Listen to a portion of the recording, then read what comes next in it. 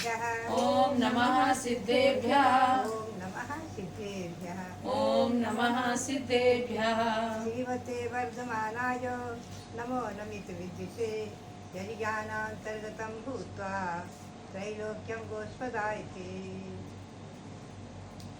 जितने भी आचार्य उपाध्याय एवं साधुगण विराजमान हैं उन सबको मेरा पूरा नमोस्तु नमोस्तु नमोस्तु।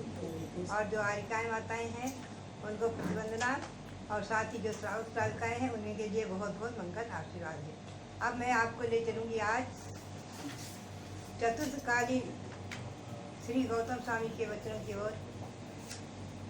महानुभाव एवं प्रतिष्ठित साधु हम और आप सभी प्रतिदिन चैत्र भक्ति का पाठ करते हैं और प्रतिक्रमण का पाठ करते हैं।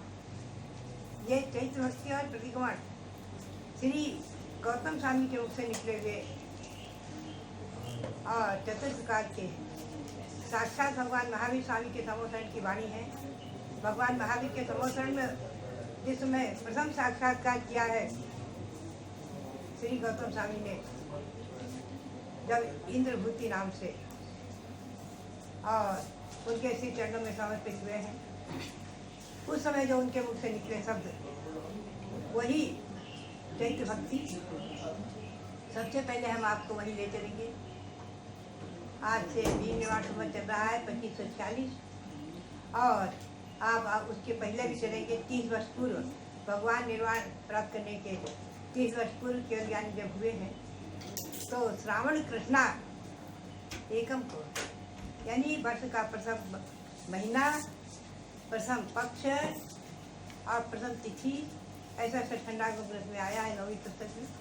उस दिन भगवान के समोसरण में जब गणधर पहुँचते हैं, इंद्रभूति पहुँचते हैं और भगवान को समर्पित होते हैं, समय दर्शन प्रकट करते हैं। मानो सबको देखते ही समय दर्शन प्रकट होता है और श्री चरणों में, प्रभु के श्री चरणों में समर्पित होते हैं। जो उनके मुख से शब्द निकलते हैं उसी पर मैं पहले प्रकाश डालूंगी। श्री वर्धमान स्वामिनम प्रत्यक्षीकृत्य श्री गौतम स्वामी जयति इत्यादि स्तुति आहार। टीकाकार कहते हैं श्री वर्धमान स्वामी को साक्षात्कार करके प्रत्यक्षीकृत करके यानी उनका पहला प्रथम मुखावलोकन करके श्री गौतम स्वामी जयति भगवान इस प्रकार से स्तुति का उच्चारण करते हैं। जयति भगवान हेमा भोज प्रचार द्रिमिता भवर मुकुटाच्छायो जीर्ण प्रभा प्रज्वलितो कलुशीर्या मानोद्रांता परस्पर वैरिणो विगत कलुषा पादो यस्य प्रबद्ध विसर्जति आदि।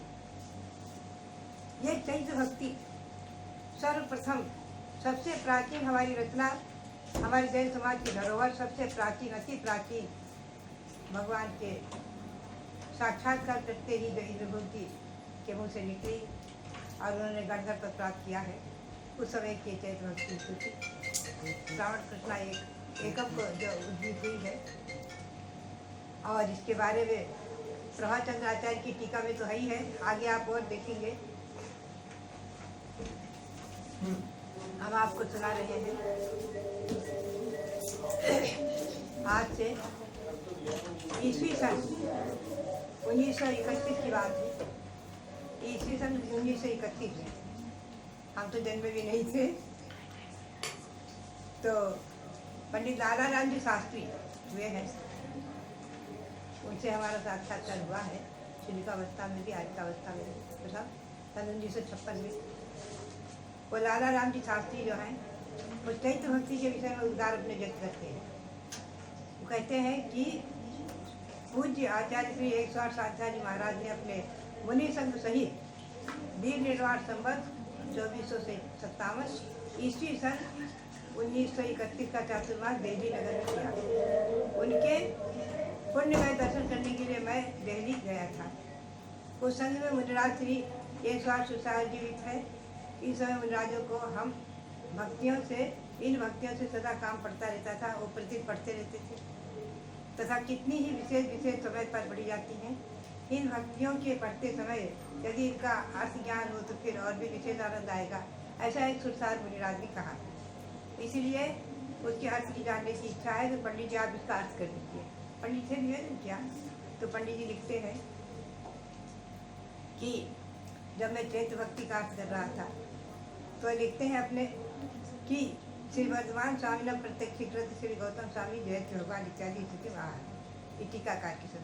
पुनश्च लिखते हैं कि बृहद द्रव संग्रह की संस्कृत टीका में भी लिखा है ततश्च जयति भगवान इत्यादि नमस्कारं कृत्वा जिन दीक्षां गृहीत्वा कतिरोचानन्तरम् एव चतुर्ज्ञान सप्तर्धि समन्वित सम्पन्नास्त्रयोऽपि गौतम अग्निभूति वायुभूति नामानः गणधर देवाः संजाताः।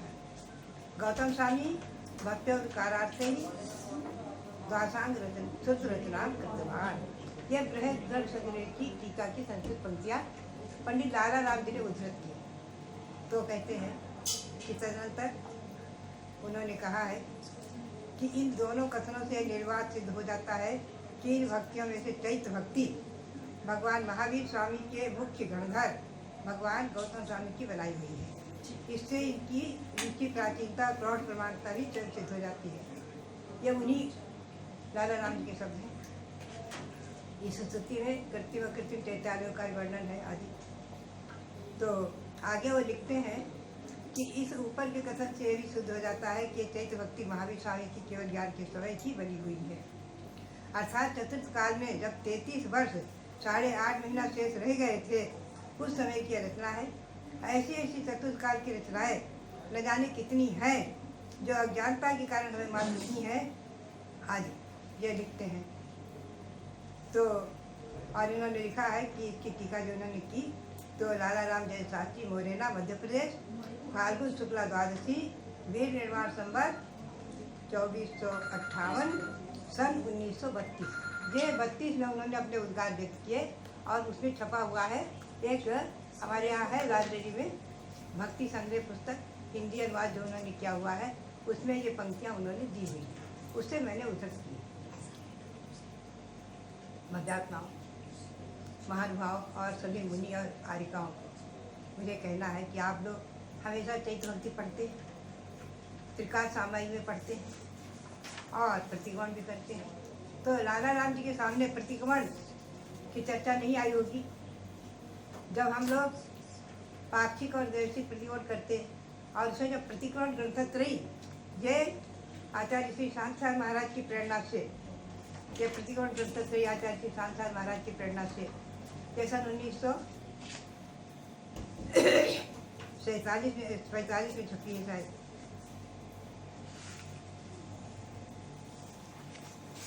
ये 1947 में लगभग छपी है प्रतिक्रमण ग्रंथत्रयी।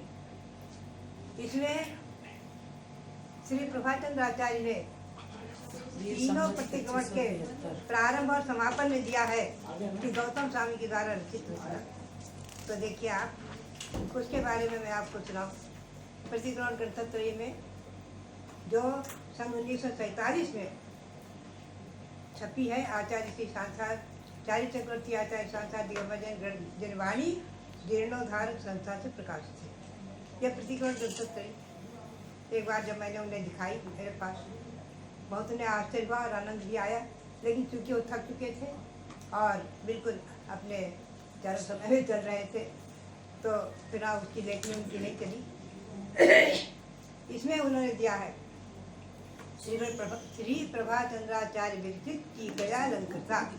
श्री प्रभाचंद्राचार्य से द्वारा विरचित टीका से अलंकृत ये प्रतिक्रमण ग्रंथत्रयी। इसमें 3 प्रतिक्रमण पाठ हैं, दैवशिक, पाक्षिक और अष्टमी का। तीनों प्रतिक्रमण पाठ के मूल दंडक सूत्र जो है खास उनका इसमें संस्कृत टीका बहुत सुंदर है और इसका हिंदी अनुवाद भी प्राय मैं कर रही हूँ, चल रहा है। तो ये बहुत सुंदर है, बहुत संस्कृत सरल है, आप सब इसको समझेंगे। तो इसमें जो रहस्य भरा हुआ है, जो सिद्धांत भरा हुआ है इस प्रतिक्रमण में, एक एक शब्दों में, एक एक सूत्रों में, वो देखा जाए तो उस पर अगर टीकाएँ लिखी जाए तो बहुत बड़े बड़े ग्रंथ बन जाए, बहुत बड़े बड़े ग्रंथ बन जाए। मैंने गौतम गणधर वाणी का कुछ भाग संकलन करके प्रतिक्रमण पाठ से सुगम में आउ संतो आदि करके इस 10 भाग में गौतम गंधर्व वाणी को प्रकाशित किया और इसकी हिंदी टीका लिख करके 4 भाग में प्रकाशित हुआ है। संभव हुआ तो स्वामी जी आपको उपलब्ध कराएंगे। तो मेरा निवेदन है, कहना यह है क्या हुआ? अभी नहीं जा रहा है ना? वो कुछ कह रहा है कि उसमें कराओ तो सही आ जाएगा। हाँ, तो प्रतिक्रमण ग्रंथत्रयी में श्री प्रभाचंद्राचार्य ने टीका में जगह जगह बहुत स्पष्ट किया है। वो कहते हैं, श्री गौतम स्वामी मुनीनाम दुष्म काले दुष्परिणामादिभिः प्रतिदिनम् उपार्जितस्य कर्मणो विशुद्ध्यर्थं प्रतिक्रमणं लक्षणम् उपायं विदधानस् तदादौ मंगलार्थम विशुदेवता विशेषण नमस्करोति। अर्थात बहुत स्पष्ट है कि श्री गौतम स्वामी इस दुष्म काल में मुनियों के लिए जो प्रतिक्रमण का प्रतिपादन किया है, तो ये पाक्षिक दैविक प्रतिक्रमण श्री गौतम स्वामी के मुख से निकले हुए हैं। प्रतिक्रमण ग्रंथत्रयी में बहुत जगह ये उल्लेख है और सुदम में और संतो इसे बहुत स्पष्ट श्री गौतम स्वामी ने स्वयं कहा है कि है ऐसा तो मैंने सुना है भगवान महावीर महति महावीर है, भगवान महावीर से मैंने सुना है।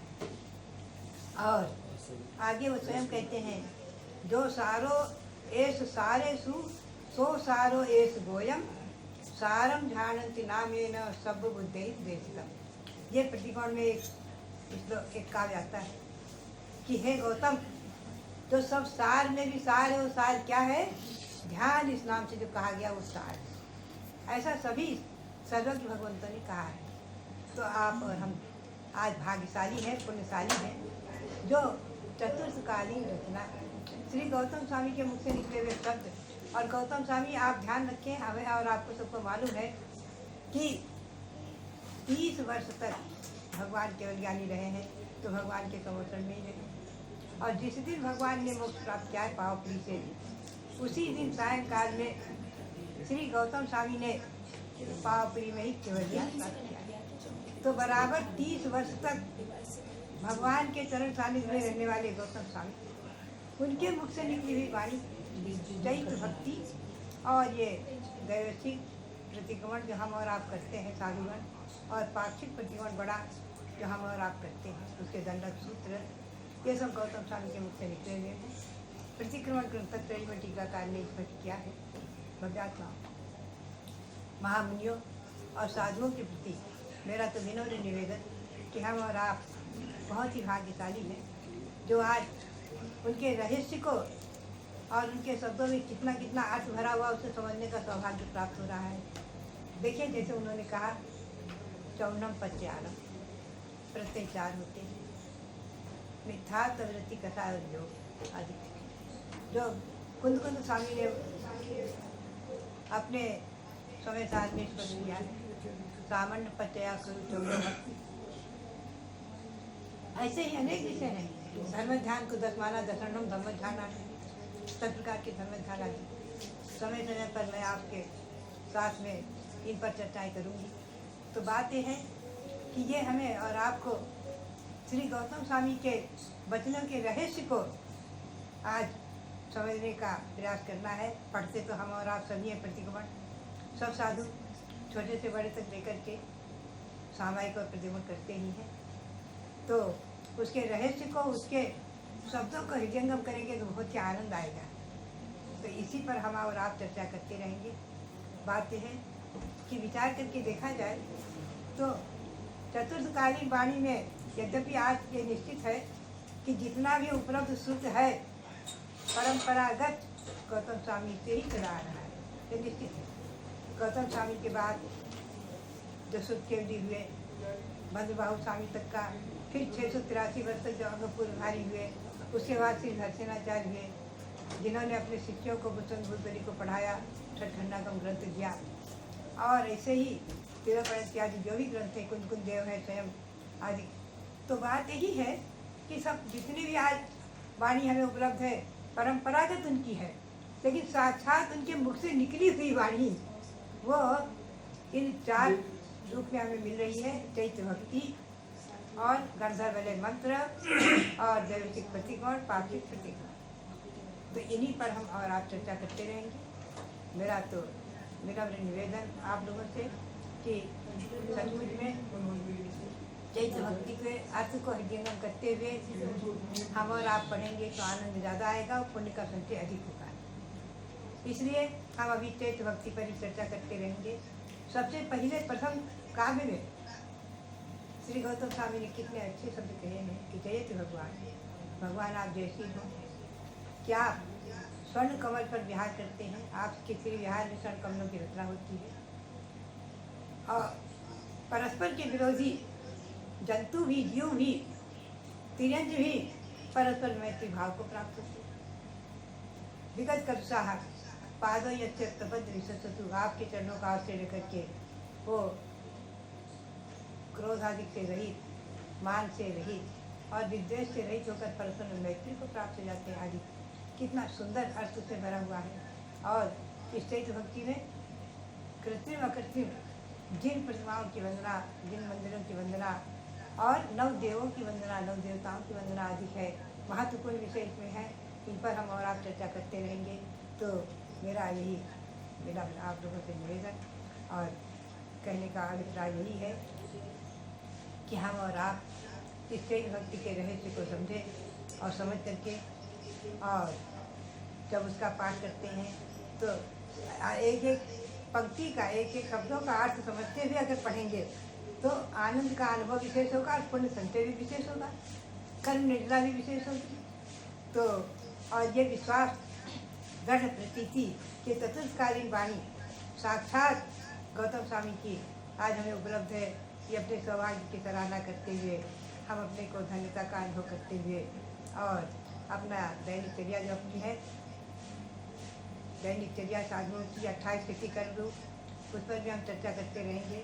तो मेरा आप सबको जितने भी आचार्य उपाध्याय साधु इस समय उनको नमन नमोस्तु और सभी श्रावक वर्ग जो इससे जुड़े हैं उनके लिए आशीर्वाद। मुनिराजों को नमोस्तु नमोस्तु नमोस्तु। जब बोलो आचार्य परमेष्ठी भगवान की जय।